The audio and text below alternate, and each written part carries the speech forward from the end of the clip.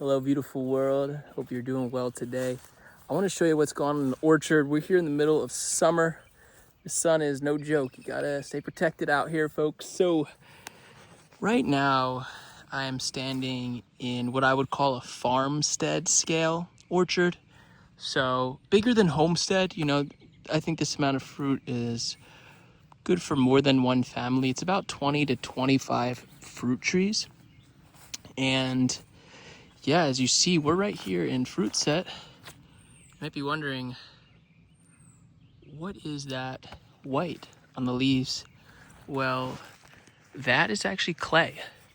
And you can spray clay on the tree as a way to protect it against pests.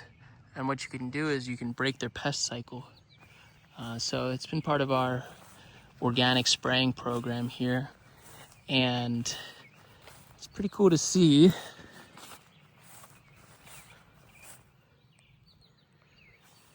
few weeks ago, this whole tree looked like this, with this much density of fruit. And we actually went and thinned it out so there was not more than one on each branch, and there was 3-4 inches at least between each fruit, and that's really going to help the tree not waste its energy on hundreds of fruits, but maybe half the amount of fruits or even less, but they're going to be really good. It's also, this fruit can weigh these branches down. So yeah, you'll see there's kind of different shapes.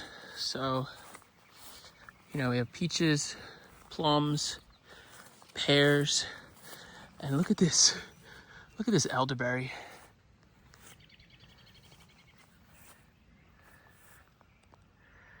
These flowers are just gorgeous, and smelling them,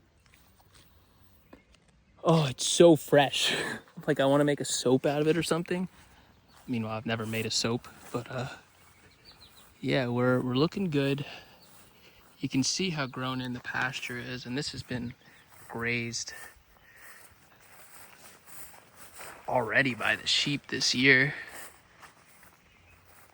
We had almost all the trees set a good amount of fruit. A couple didn't. Fruit trees, typically will fruit every year. Nut trees don't always, produce every year. Now, this is actually just a dogwood. They had this planted before. They used to grow annual veggies in here. And yeah, still pruning it and caring for it, but it did not get as much love as the fruit trees. It also doesn't need as much. We put a lot of time and energy, and it's loaded with organic material. We have hay, wood chips, straw, compost, manure.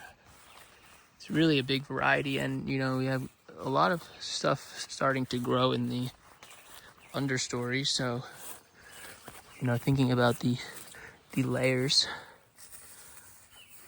This right here is comfrey, and this actually can produce a really rich fertilizer right where we need it.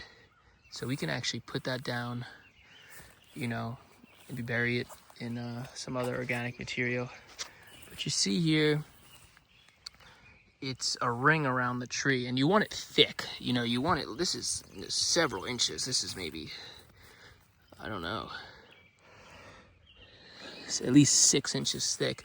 It's better to have fewer spaces covered, but with thicker mulch, because you want that fungal activity. And it's just a thin layer, really can't get much going. So yeah, we're really trying to care for these trees. Gotta be honest, fruit trees are a lot of work, especially here in the Finger Lakes in upstate New York. Here's the Asian pear coming in. Yeah, it's when you compare it to something like the elderberries. I'll go show you the elderberries. It's pretty wild. I mean, it's been 3 months of growth. These elderberries here, this whole row is elderberry. This was cut to the ground, coppiced. That's what you'd call it. This was coppiced this winter. And, oh, little flower. That's actually not the flower you want. It's the bindweed. Sorry, bindweed. These are the flowers we want right now. Oh, so beautiful. Some insect friends hanging out. All we did is cut these to the ground and load it up with organic material. This is one of the, I should call it engines of fertility on the farm. These are the spent straw mushroom bags that we compost, and you can actually see over here, this is the stuff that's a year older. You know it's ready to grow in because all of these volunteer plants, but this is actually a compost pile we should go through, but this is much more broken down, and it's super high in organic material. I think like, yeah, it ends up being like 50%. So we basically just, you know, covered this whole row, and that's it for the whole season. No watering, no pruning, no pollinating, and it's gonna produce a lot of elderberry, and that's medicine right there. If you ever feel a cold coming on, take some elderberry. It's good to take it at least every day in the winter. Nature's medicine, the caretaker. So yeah, we'll be producing a elderberry tincture out of that. That is one of our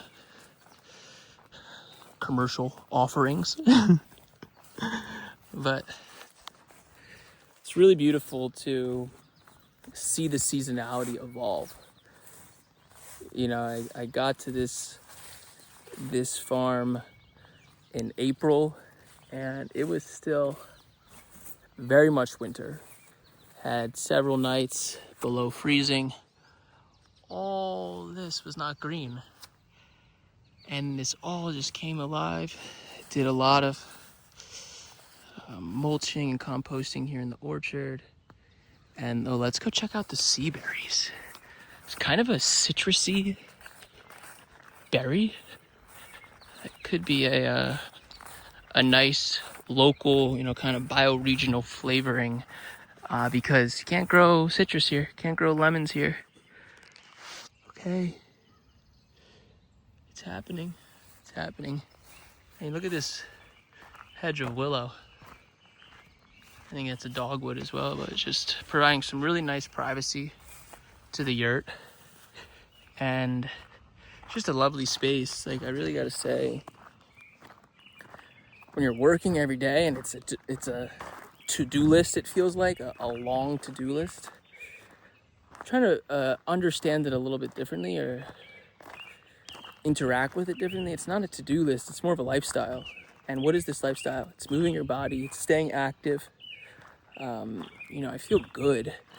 Gotta stretch, definitely, you know, but it is generative now. I'm only farming for 3 full days a week right now, so, you know, I really have to say to the farm workers that farm 5, 6, 7 days a week, it is hard work.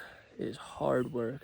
Really trying to challenge myself to take some moments, you know, waiting for a bucket to fill up or something. Just take a deep breath as this wind blows in and just kind of enjoy the beauty, you know, because you could be thinking, wow, I have so much to do, but then you could also be thinking, wow, look how much I've accomplished.